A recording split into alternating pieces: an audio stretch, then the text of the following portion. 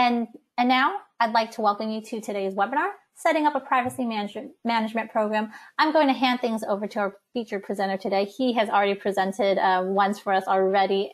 He is a security instructor and the managing director at Manus 360, Dallas Bischoff. Dallas, you now have the floor. Well, thank you very much, and hello, everyone. So I'll be your tour guide for this webinar, which is focused on privacy management and how to set up a program. While we're going through the session today, we're going to cover the following ground. So what exactly is privacy? How are privacy and security related? What is privacy management all about? Are there privacy frameworks? What does a privacy professional look like? And can a company have a privacy certification?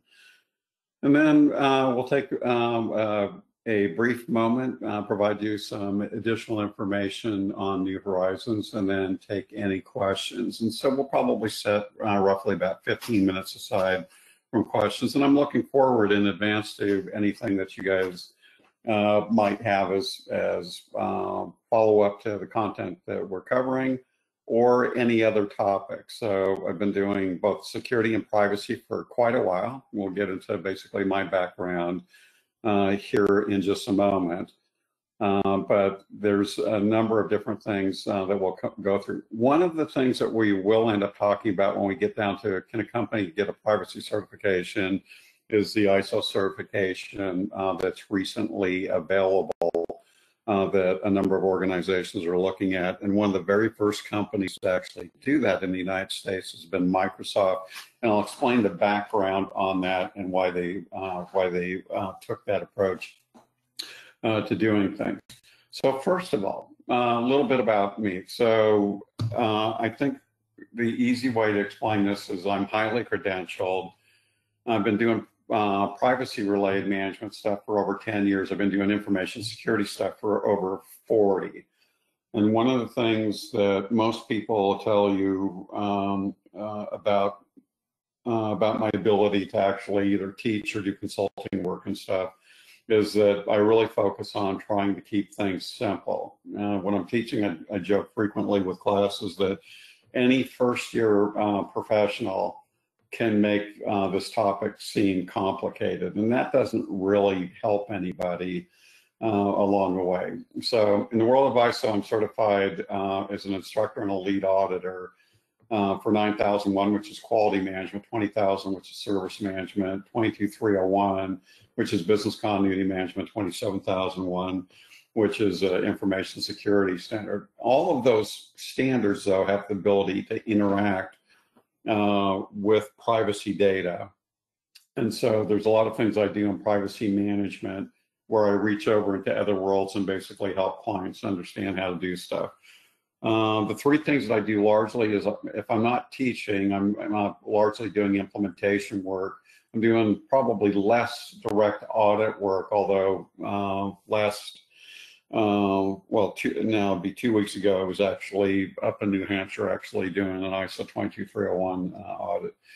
With IC Squared, I'm one of the original CISSPs. I've got a I'm roughly number 1200. I've got a 5-digit IC Squared number. I'm the author of the Certified Authorization Professional course, which would be Federal Information Security, which includes privacy considerations. That's becoming a growing area. Cloud security, so I'm very familiar with the cloud standards and requirements related to privacy management and how a cloud service provider actually extends privacy management out to their customers. And then the last one is a healthcare information security and privacy practitioner cert, and I teach that. In addition, on the last one, I was the author of the governance and risk management domain for that. In ISAC, I hold all of the certifications or the big core certifications that they've got, including the brand new one. So the Certified Data Protection Systems Engineer cert we'll talk about a little bit later on. IEEE biometrics is clearly a privacy-related activity, and there are different regulations and stuff that are associated with it. And while IEEE no longer offers that certification, the things that I understand about biometrics on modalities and stuff have been very helpful for me professionally. And biometrics is a regulated privacy consideration, especially like in the state of Illinois, a couple of other places in the world. And then for the International Association of Privacy Professionals, and all CIPM, so Certified Information Privacy Manager, and a Certified Information Privacy Professional, and I teach those curriculums as well. And then an Amazon Cloud certification. There's other certifications I've had over time, but these are the ones I kind of represent and stuff. And again, I'm either teaching the stuff or doing consulting work associated with it. All right, so let's enough about me. That basically just says I'm well qualified to discuss this. Let's talk, a little bit about what is privacy to start with. And the first thing that's important to understand about privacy, whether it's you personally or understanding how you're interacting with your customers and the regulators and stuff, is privacy is best thought of, or certainly can be thought of, as an asset. And just like any other asset, it has a sense of value to it and needs to be protected, because there are ways to actually adversely impact that. And so you may think, it's kind of an odd way to start about a conversation about privacy, characterizing it as valued. But let me point out the following. So if you take some of the social media companies, and many of you probably have social media accounts and stuff, and you'll probably note that they don't charge you, they provide you a service to be able to interact with folks and determine to what degree you want to share information about yourself or not, and stuff, but they don't charge you for that, because the user agreement that you clicked through, which is called a click-through agreement, basically gave them permission. So I'll try and see if I can help you understand what the click-through agreement did, because I can't recall the last time I talked to somebody other than an attorney who's actually read through one of the click-through agreements. Effectively says that they're able to collect information on you and trade on that information. So when I say that privacy is an asset, I'll point out that Facebook or Google and some of the other companies have not been around that long, and now they're some of the highest valued companies on the planet. They have those revenue streams because they understand personal information about you. Right. So the kind of the joke related to this inside of the industry is, if you're not paying for a service, you're not the customer, you're the product. And there's nothing more true about that than in this regard. So because of that, how you basically make decisions and how you honor your obligations related to privacy. If I'm going to provide my information, which is representation of privacy, then effectively what happens inside the marketplace is that entities are able to determine through predictive indicators information about you, even without knowing who you are or asking you direct questions. How you do things, what types of products that you buy, and different things say a lot about you. So, so I'll tell you, and please don't hate me for it, I'm a lifelong Republican, but I am a lifelong individual who appreciates talent.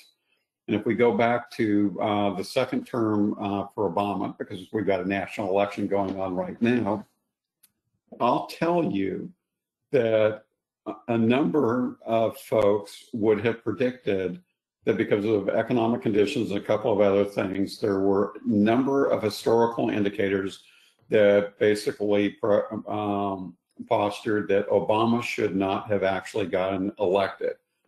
And they knew that they were in trouble at that point in time, and that there's this whole concept of big data. So they went and had a conversation with the big data world and asked them to review the strategy that they had for an election.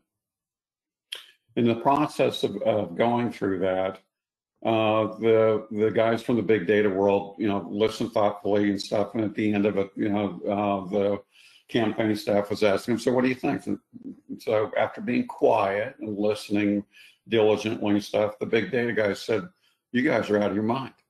So, well, what do you mean? So you're actually trying to market to individuals who have been lifelong Democrats, who have reliably voted in every single election without fail, and you're spending money on them. Let me tell you, as a matter of habit, and there's a marvelous book called The Power of Habit from Charles Duhigg that would help you understand a lot of this better. So, and again, so as you're exchanging privacy information, you're telling people about information about you that they can use to calculate different things, like in the margin of your browser, what are they going to attempt to sell you next inside of here. So back to the Obama story. The big data guys are basically saying you're wasting your money. So that individual is going to vote for you whether you spend money on them or not, because that's their habits and their profile that's associated with it. In similar fashion, you're trying to spend money on Republicans to get them who have voted reliably on every single election for the last 20 years, and you're trying to get them to change their votes, and that's not going to happen. People aren't that way. So, well, okay, well, we think we understand that. What do you recommend? We recommend that you find all the people that are likely to vote Democratic who have irregular voting patterns. And then we recommend that you use social media to find out who their friends are, who are reliable voters. And we recommend that you get their friends to go pick them up on election day and take them to a polling place, right? And some of the things, so when I say that the things that your habits and the things that you do and the things that are privacy elements about you as predictive indicators started translating into things like individuals who go to Olive Garden are more likely to vote Republican, and people that dine regularly at Red Snapper are more likely to vote Democratic and stuff. And so all of those attributes, and some of the privacy, or basically some of the big data companies out there, whether you are aware of it or not, are collecting as much as more than 2,000 data points consistently on you to figure out who you are. Okay, because of that, now we have regulations about privacy, because clearly that information can be used against you, and there's lots of interest in that data. One of the reasons why databases get hacked is because of the data in there and the things that you can actually determine from that.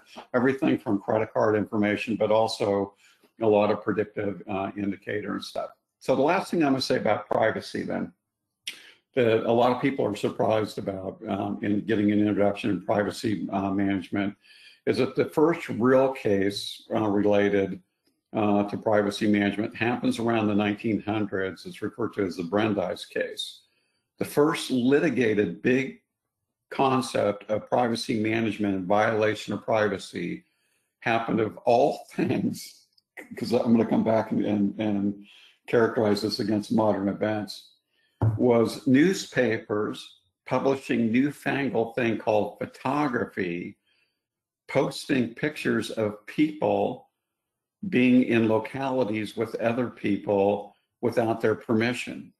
So that turned into the start of privacy litigation in the United States. Now today, so I'm going to characterize that in a modern term. Today, the entity that's most likely to violate your record of where you've been and who you were with and post a picture is not a newspaper, it's you. It's called Facey. So inside of here, so let's talk about how privacy and security are related then. All right, so privacy is best thought of as a problem to be solved or managed, and has more of a business context associated with it. And we're going to talk about that in a moment.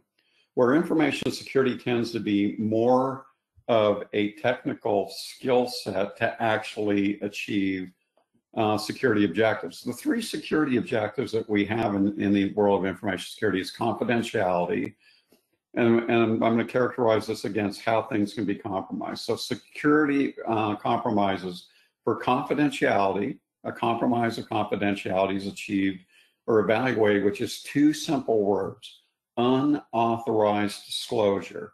Somebody saw something about you or about sensitive data that they weren't supposed to see.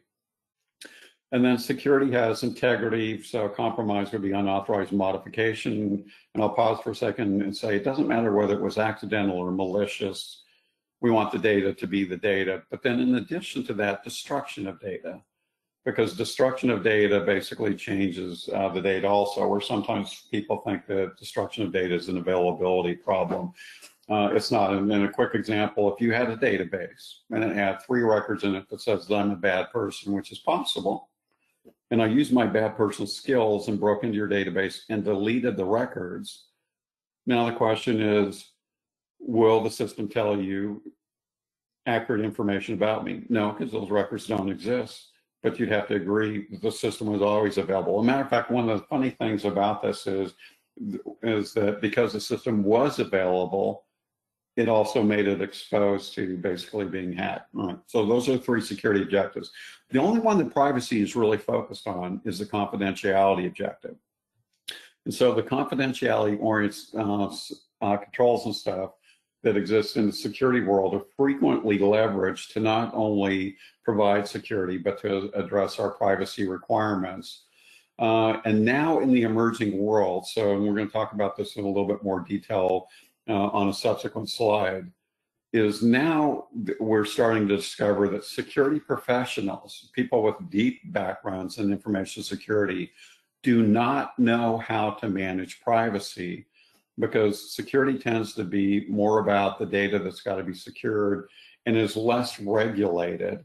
But privacy tends to be more compliance-based, has very specific rules and stuff about how the data's got to be protected, and if the data gets breached, what are the obligations, and whether there's a personal right of action in court associated with that. Things that don't really happen with security. And the final thing I'll say about this is, well, again, privacy uses a lot of security controls to protect our interests on privacy. It can't do everything. So for instance, and going back to the focus on what is privacy inside here would be an example of a problem in privacy management that's not actually addressed by information security.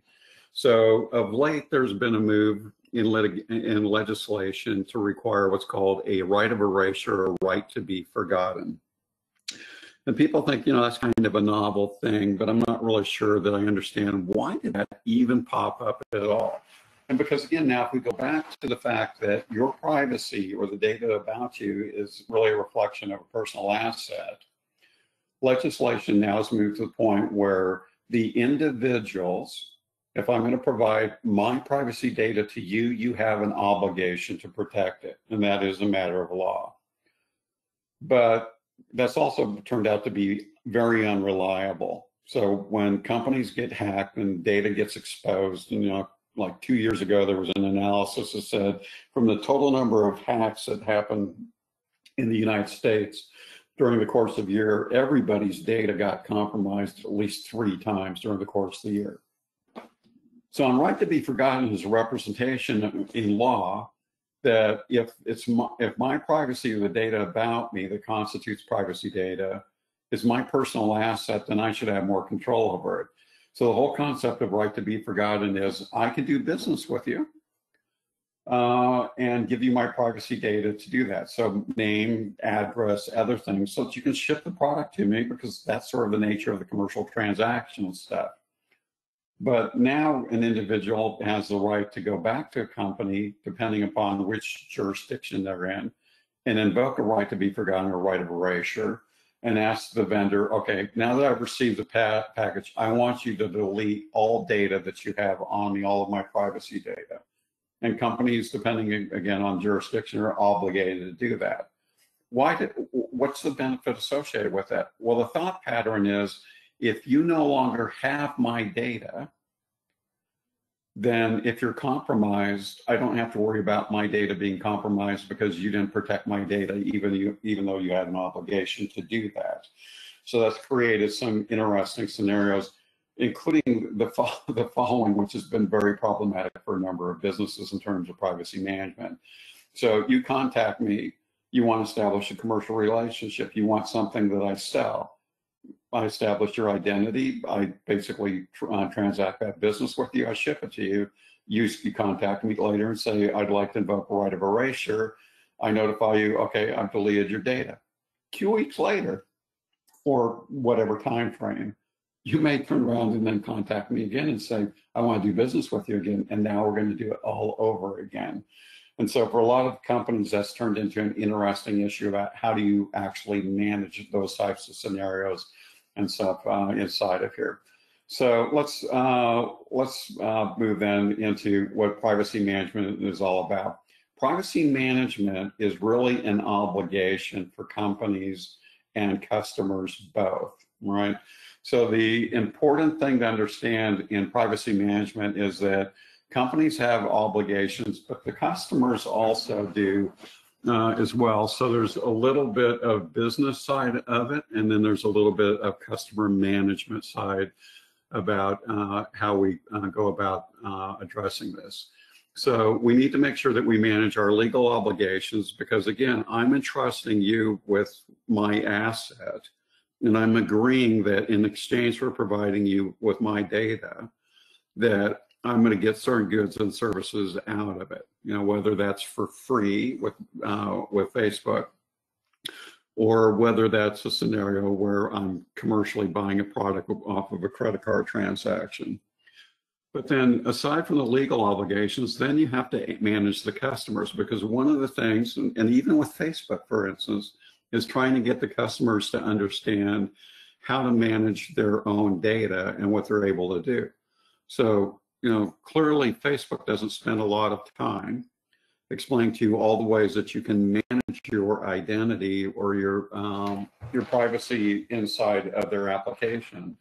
But because of compliance requirements, they've been required over the course of time to give you a full range of different choices about data, including the ability to delete your data. Now, so we have to make sure that the customers understand those capabilities and whether their responsibilities, because frankly, one of our customers can actually violate their own privacy considerations.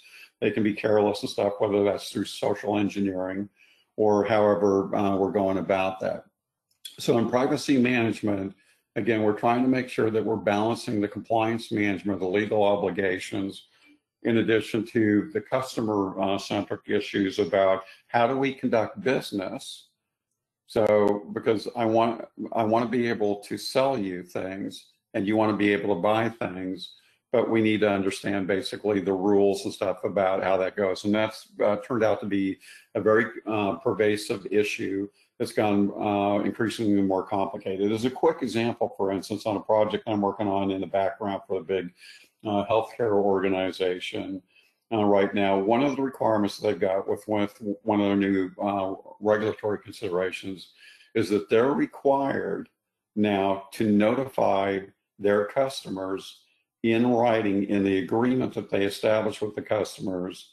They have to formally cover what are the customer's obligations and how does the customer actually do their part in managing their healthcare privacy records associated with that. So there's a wide range of different things. So off of that, then, and we'll come back and spend maybe a little bit more time on this topic. Let's move forward to, are there privacy frameworks? Well, first of all, most people would ask, well, what do you mean by a framework? And so what would that look like, and why would that be useful, and why do I even care about frameworks? So the thing in association with privacy management that's complicated for a lot of organizations is that, for instance, in the United States, we have 50 states that have their own privacy laws. There are some national privacy laws, and those are done on a sector basis. So the United States is, going back to what exactly is privacy for a moment. The United States is very different about how it manages privacy against, for instance, the European Union and what's referred to as the General Data Protection Regulation, or GDPR. So GDPR, in the Constitution of the EU, privacy is an absolute right that is guaranteed by the Constitution. In US law, the word privacy does not appear any place in our Constitution, but rights of privacy have emerged over the course of time. And for instance, the First Amendment, Fourth Amendment, 10th Amendment, there's a couple of different places where this has been recognized. And again, going all the way back to the 1900s to the Brandeis case was the first place where the Supreme Court ends up recognizing that the concept of privacy exists under US law. But unlike Europe, where privacy is an absolute right, the United States treats privacy on a sectorial or basically industry basis. So accordingly, we have healthcare privacy laws, which are different than federal education privacy laws, which are different than financial management laws. And I could keep going, frankly. And then there's differences in stratification of their laws that specifically protect the privacy of children so that they're not victimized on the internet. So that law is referred to as COPA. We have a wide variation. And so there's not a single uniform approach under the United States. And Europe basically treats it as an absolute right. Let's go to a different part of the world for a second and go to Asia. So in the APAC area of the Asian Pacific, they have a completely different approach or philosophy about privacy management. They believe that privacy is a right, but it shouldn't get in the way of commercial transactions. So that you shouldn't basically make it so burdensome that it disrupts basically the ability to do business. Completely different range inside there. And if I were to keep on going, the thing that makes privacy management very complicated for a lot of entities is the whole concept that there are almost 80 different privacy regimes across the world. And if I'm doing business globally, that means that I have to understand all of those different differences or develop a completely different strategy, because as you could imagine, that's a really complicated problem to manage. So at the end, I'm going to explain to you how Microsoft has had to actually think their way through that and simplify the approach that's associated with it. But let's just go back to the United States. So even for instance, like privacy breach notification, every single one of the states has their own law, and the United States, aside from some sector cases like with healthcare, does not have a uniform approach to notification. And there's lots of different players and actors inside this. A couple of years ago, I had to write an article for a magazine about a uniform breach notification process. And one of the questions that I had to kind of ask myself and go research is, well, why don't we have that? That doesn't seem like that's complicated. In the press, frequently you'll see some new bill that's being proposed to create a single uniform standard at the federal level that would basically circumvent all the state or replace all the state laws and create a uniform behavior. But as it is right now, we end up in a scenario where there are 50 different states, and the states can and frequently do have completely different rules. Some of the states basically just mimic other states. So, that privacy law looks really good. We're going to just sort of copy and paste that and adopt it inside of our state. You see some of that also. But in the process of trying to look at why do we not have a single law, one of the things that I discovered is that behind the scenes, one of the biggest lobbyists against a national single standard at the federal level, interestingly enough, that lobbies against that is the states. And you might ask, well, why would the states actually be lobbying against a single notification? That's simple. If everything is based upon state law, aside from like healthcare law and some of the other privacy considerations, if basically the infraction and the notification, breach of notification stuff has to be done at the state level, That means that the legal actions frequently are filed in the states, which means that the state's attorneys are going to actually make money litigating the case, and the state is going to actually receive the fine associated with whatever the determination is that's associated with it. So there's lots of interesting sort of behind the scene politics about how privacy gets managed and stuff. And then your big social media companies have a very strong view about what litigation exposure that they've got. So they actively lobby and stuff associated with it. So let's get back to the frameworks then. So what are a privacy framework? A framework is basically a way to glue things together. So I can take different states or different approaches and different considerations and things like risk management practices and have a privacy framework that allows me to think about privacy one way and take into account all the different permutations or ways that privacy presents itself inside the marketplace. And these days, there's a couple of, let's say, sort of common or classic ones. One of them would be, for instance, the recently released NIST Privacy Framework. But there are other examples. So the American Institute for CPAs has the generally associated privacy principles that are part of what are called SOC audit practices. So you could basically take that approach. And then in the world of the International Organization for Standards, or what's generally referred to as ISO, they have a much simpler, and actually it's a preference of mine, simpler approach called ISO 29100, so 29100, that establishes a common way for an organization to be able to manage all the privacy considerations that they've got, irrespective of whether I'm just doing business in my state, I'm doing business nationally, or I'm doing business globally. It establishes a way to actually think through and manage all the problems to be solved in that regard. So I'll tell you that Microsoft uses the ISO 29100 approach. And then when we get down to the privacy, can a company be privacy certified? I'm going to explain how Microsoft actually took that approach to be able to manage that type of exposure stuff that's associated with it. Right, but the approach is on a range. I'm going to say that the NIST Privacy Framework is very comprehensive, and for a lot of organizations, it's probably the best thing for them to look at. Other organizations would say that the NIST Privacy Framework is too focused on a U.S. perspective, and that it's far too heavyweight. The amount of staff hours to actually put a program in place and be able to manage and stuff would be too complicated in that regard, and so they're not really sure that they're comfortable with that type of an approach.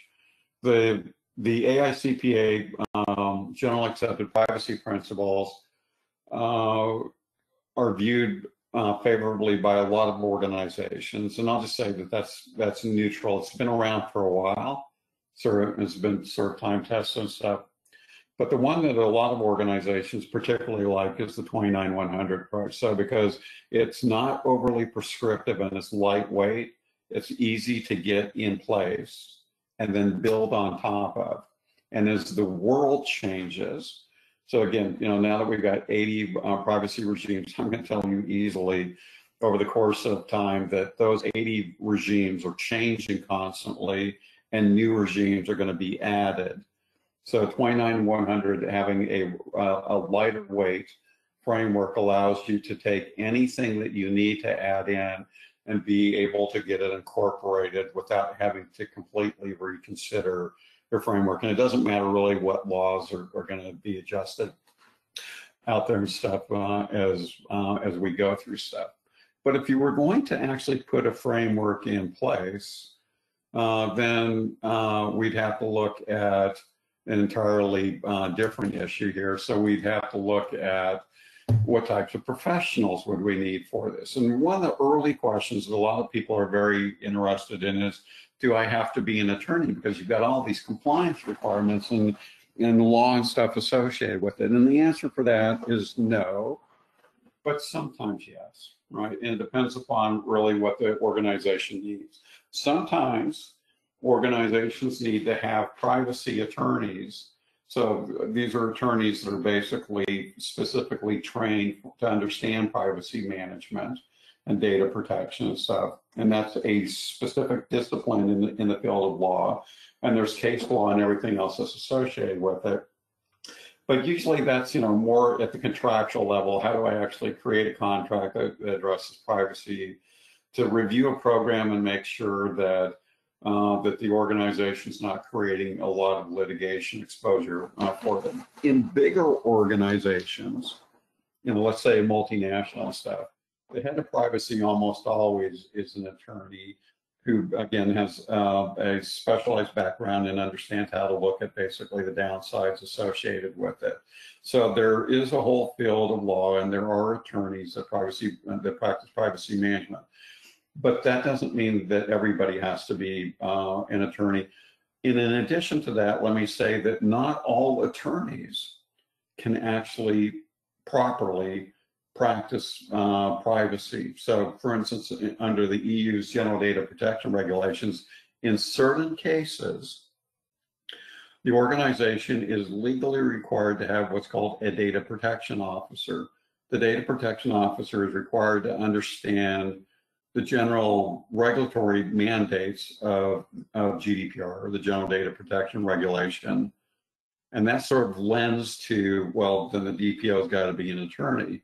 And you can reach that conclusion, but if you keep reading through GDPR on the definitions of what are the prerequisites for a DPO, it also requires that the DPO not only have a legal background, be able to understand how to think through whether you're compliant or not. It also requires that the individual has to have a background in understanding how to protect the data. So there's an information security, technical privacy management aspect about how to do that. Now, in a world of information security controls, we have there's different ways to look at this. But one of them says that basically you have controls that are either proactive, called safeguards, and then you have security controls that are referred to as countermeasures that are reactive. And if you just think about it on a fairly logical basis, what would you want to have in the world of privacy? Well, I'll tell you that almost all privacy laws do not say that you need to have security controls. They're more explicit about that. The privacy laws say that you will have safeguards that effectively stop you from losing control over the privacy data, because once you've lost control of it, it's not like you're getting it back. So safeguards are a really important consideration with that. And a lot of attorneys, even a privacy attorney, would not actually understand how to evaluate security controls, which even makes the area of specialization even more complicated. And with the explosive growth of privacy, let me say, since we're on this slide right now, there is not nearly enough privacy professionals out in the marketplace. And the marketplace has a huge appetite. And if you're looking for an ability to, change, for instance, professions, or, this area attracts you and you're trying to figure out, I don't have really any background at all in privacy. Would it even be possible for me to break into the marketplace? Or you'll see folks say, I looked at a resume and I'd really be interested in doing this, but it requires 5 years of experience, and I really don't have that. Should I even apply? Why should I bother? I don't meet the minimum requirements. And the reality is that while the company would like to have 5 years of experience, they're quite likely to end up having to hire somebody with significantly less experience, because there's just not that many people out there to be able to fill up the marketplace and stuff that's associated with it. So that becomes very problematic. So, so let's talk about some of the different roles and stuff that are out there. So, and in this regard, I'm going to take the International Association of Privacy Professionals' view about this. So they have the number of certifications that they have include, for instance, regionally specific certified information privacy professionals. So they have a US specific cert, Canada specific cert. So effectively the individuals being certified or credentialed on their understanding of a geographic area and how privacy laws apply. There's an EU exam and a Asian exam that's applied. Right, so just in the certified information privacy professional area, there's 4 different certs that exist out there right now. Then in addition to that, you have people that can manage a privacy program called a certified information privacy manager. And that's basically how would you orchestrate stuff. So an individual, for instance, has more of a program management background and maybe some other additional attributes and would like to orchestrate and manage how a program functions on a day-to-day basis. A certified information privacy manager might be a really good role for that type of individual. If you're trying to work on basically privacy engineering, so privacy design, privacy by default implementations inside an organization, and the International Association of Privacy Professionals has a cert called a certified information privacy technologist, who's basically gifted in doing basically privacy engineering. And so there's a lot of questions in that type of exam about what are the different choices? How would you anonymize data? Could you do what's called pseudo-anonymization to allow the data to actually be reassociated with the identity later on? What are concepts of masking for data and other details about how to orchestrate the technology back end that's associated with it. ISC Squared has certifications that include privacy questions that are associated with them, but in particular the Healthcare Information Security and Privacy Practitioner exam, which is healthcare specific, is one of the certifications out there that's in high demand. And then ISACA recently released, so it's Information Systems Audit and Control Association, recently released their new certified data protection solutions engineer cert, which is just emerging inside the marketplace.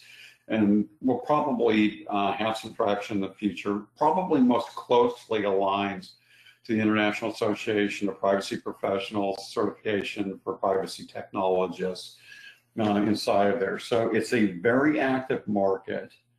It's a growing market. There are credentials that help you differentiate yourself in the market. Privacy management programs require different skills, everything from legal to administrative and program to specific technical knowledge about the privacy laws and how they're supposed to be applied.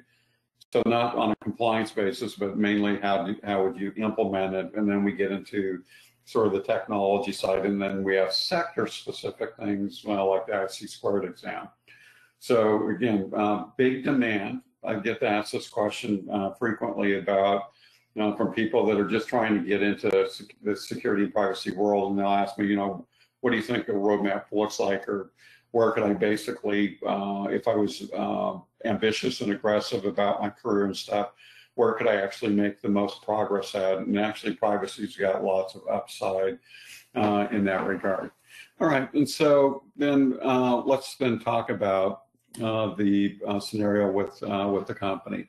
So recently, companies have been able to now get privacy certifications, and I'm going to go back to the Microsoft example. So Microsoft is certified and has been certified for a long time on an ISO standard called 27000, which is an information security management standard.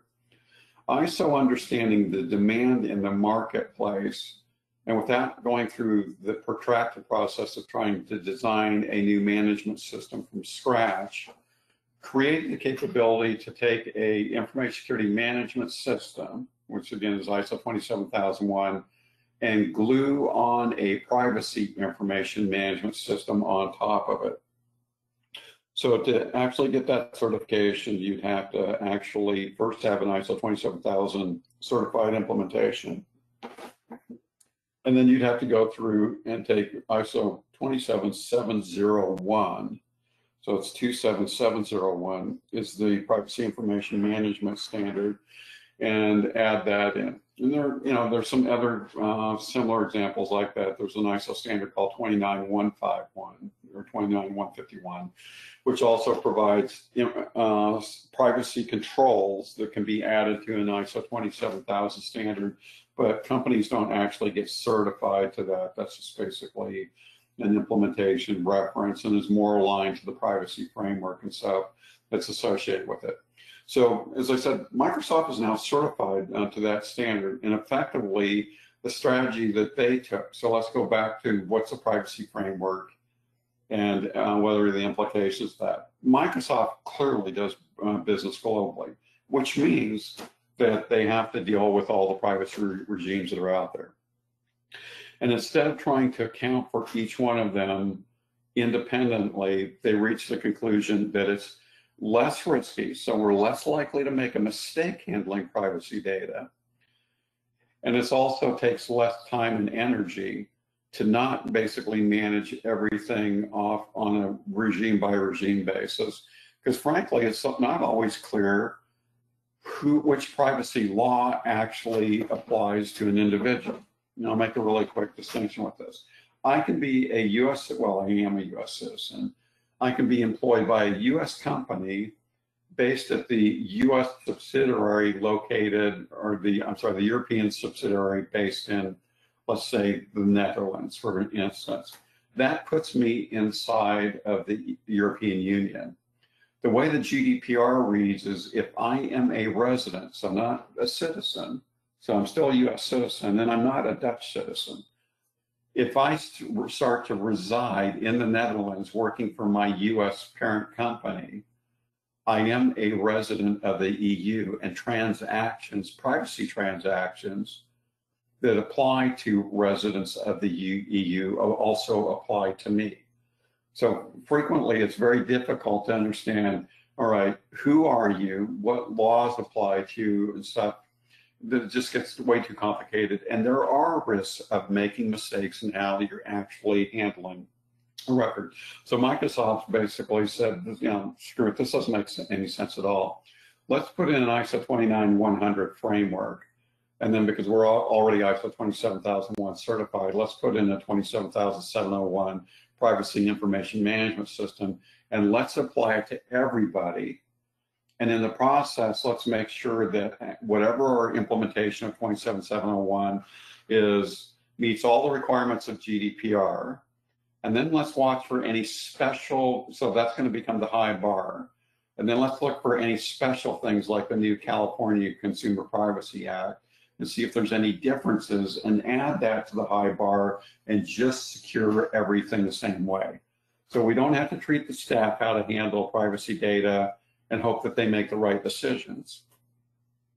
We don't have to have different security controls as data moves through different environments, or privacy controls accordingly. And it just makes it a simpler approach in that regard. And at the same time, now we can actually go out to the marketplace and to ensure trust, because again, privacy management is all about managing your compliance obligations, but it's also a customer management thing. I can convey to my customers that one of the reasons why they should trust me is that I actually hold a privacy certification in how the whole company manages data, your neighbor's data, your relatives' data over in Europe. It's always protected the same way.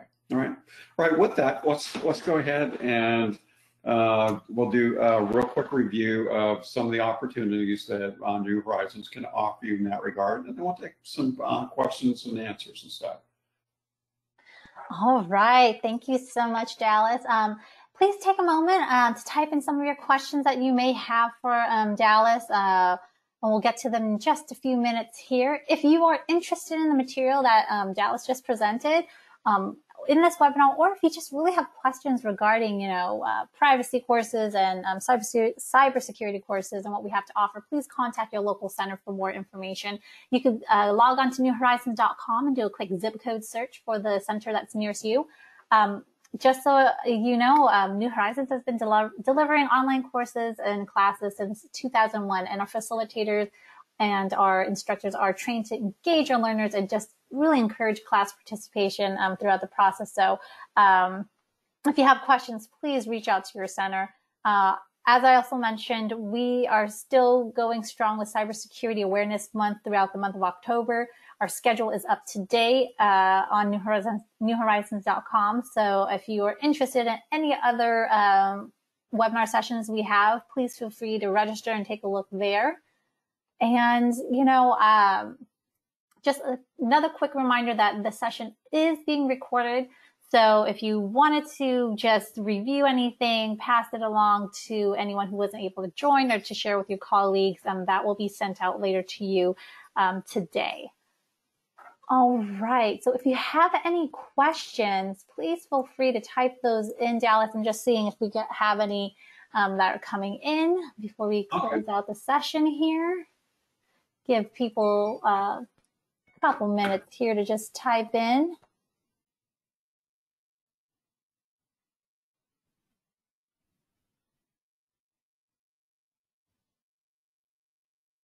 All right. Well, Dallas, I think you just did a great job. We don't have any questions. You must have answered everyone's questions throughout your presentation here. So we thank you for presenting. I know this is your second webinar with us, so we really appreciate that. With that being said, everyone, thank you for joining us today and joining Dallas as well. Hope to see you on another webinar. All right, thank you very much. All right, thank you. Bye, everyone. Bye.